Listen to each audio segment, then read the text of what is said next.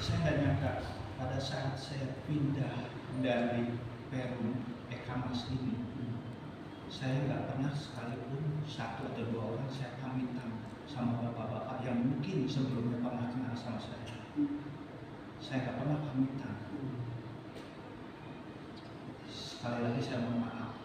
Di saat ini saya mohon maaf bila mana saya dan keluarga saya pada saat saya tinggal di sini mempunyai silap dan salah menimbulkan kemarahan. Yang kedua, kalau tidak karena kehendak Allah, mungkin bapak-bapak juga masih mencari saya untuk masalah ini. Bagi saya tidak tahu waktu itu. Dan memang semua Allah yang ngatur. Dari pertama mengambil sertifikat tersebut, sertifikat rumah tersebut di BTN, itu secara kebetulan. Saya masih ingat bapak yang ngajak saya sama bapak ini kalau nggak salah, yang ngajak saya ke Jakarta. Itu pun secara kebetulan ketemu sama saya, akhirnya kita ambil sertifikat. Saya nggak pernah mau mempersulit urusan orang. Semoga urusan saya pada suatu saat juga tidak dipersulit sama orang. Nah, sampai terjadinya seperti ini, sebenarnya saya tidak menyangka bahwa buat saya sebagai pelaku wakaf tersebut, karena saya pikir sudah putus aja, sesudah saya jual saya putus aja. Tapi qadar Allah menentukan jalan lain. Saya sering melihat transaksi perwakafan seperti itu, tapi akhirnya terjadi saya sebagai pelakunya di situ gitu. Itu Masya Allah luar biasa banget. Saya berkali-kali terima kasih untuk Ustaz Kurniawan. Bahwa saya nggak nyangka, saya pikir seandainya saya nggak tinggal di masjid yang mana masjid tersebut di Ustadz atau digurui oleh Pak Kurniawan, mungkin nggak bakal ketemu bapak-bapak saya, nggak bakal bisa kumpul di sini gitu. Dan saya juga nggak tahu berkelanjutannya wakafnya ke siapa, saya nggak tahu seperti itu.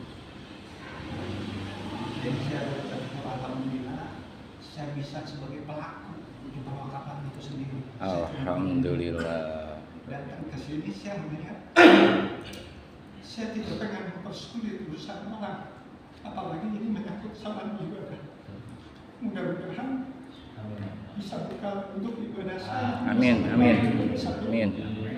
Bagi saya untuk wakaf ini hal yang besar, karena hanya orang-orang yang cukup materi yang bisa berwakaf dengan ikhlas.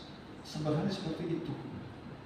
Saya nggak berpikir saya ikhlas apa enggak awalnya. Pada saat Pak Kurniawan ngomong, Pak nanti diwakafin rumah Bapak seperti itu, saya pikir kok Pak Kurniawan bisa begitu atau iya Pak? Iya.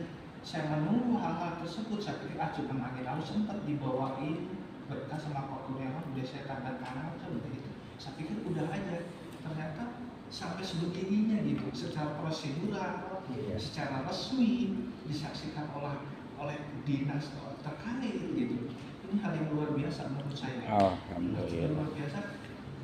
Saya berpikiran mudah-mudahan ini jadi amal ibadah buat saya. Amin. Walaupun mungkin dibandingin Haji Edi saya merasa terharu gitu. Dan seperti ini terharu. Anak-anak saya dibesarkan di sini gitu. Tapi pada saat saya pindah dari sini, saya kurang ajar sekali, tidak pernah pamit sama bapak-bapak. Mohon maaf sekali lagi, bila mana pada saat dahulu saya punya salah dan hilaf, baik saya pribadi, keluarga saya, oleh bapak-bapak di sini, saya mohon dibuka. Insya Allah dimaafkan. Kepada kita bisa jadi silaturahmi lagi, yang mana sudah terputus, ada dari silaturahmi lagi. Terima kasih bapak-bapak yang sudah mau menerima saya, walaupun sebenarnya saya seperti kayak mimpi gitu. Saya sering melihat prosedur perwakafan, tapi kok saya sebagai pelakunya gitu, saya nggak habis pikir gitu. Padahal apalah saya gitu, saya nggak habis pikir seperti itu. Susah berkata-kata. Terima kasih bapak-bapak atas waktunya.